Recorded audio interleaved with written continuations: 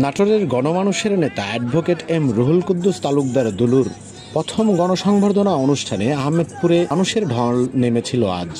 এ সময় বড়াইগ্রাম ১ নং জোয়ার ইউনিয়ন যুবদলের সভাপতি হুমায়ুন কবির রান্টুর নেতৃত্বে ফুলের মালা দিয়ে বরণ করে নেন স্থানীয় নেতাকর্মীরা।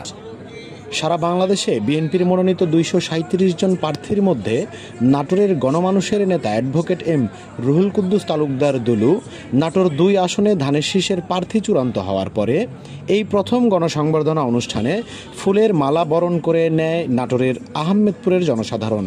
এ সময় তিনি বলেন, সকল ভেদাভেদ ভুলে সকল নেতাকর্মীকে একত্রিত হয়ে ধানের শীষের পক্ষে কাজ করতে হবে।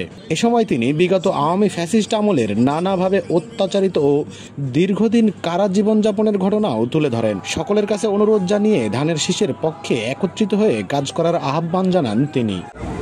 এই মহিলা জীবনের উপর ঝুঁকি নিয়ে এই দলের নেতাকর্মীর সাথে, এই যে এখানে যারা আছে, এই যে রহিম আছে, আজকে এখানে যারা সোহাগরা আছে, ডালিমরা আছে, তুষাররা আছে, এই মহিলা বিএনপির পতাকা নিয়ে এই 18টা বছর বিএনপির আগে ছিল, মিছিলের আগে ছিল।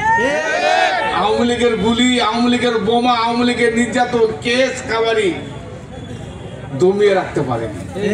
তাই আমি আপনাদের বলি, আজকে নির্বাচনের জন্য তো আমাদের এই যুদ্ধ ছিল।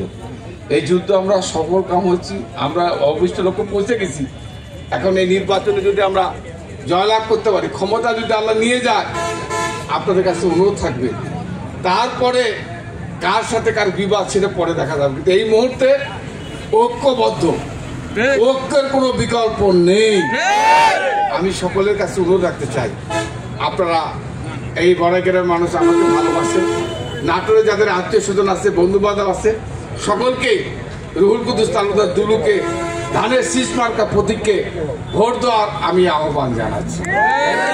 খালেদা জিয়ার সালাম নিন, দুলু ভাইয়ের সালাম নিন, ছবি আপার সালাম নিন, রহিম ভাইয়ের সালাম নিন, আজিজ ভাইয়ের সালাম নিন, আরো জোরে, আরো জোরে, আরো জোরে।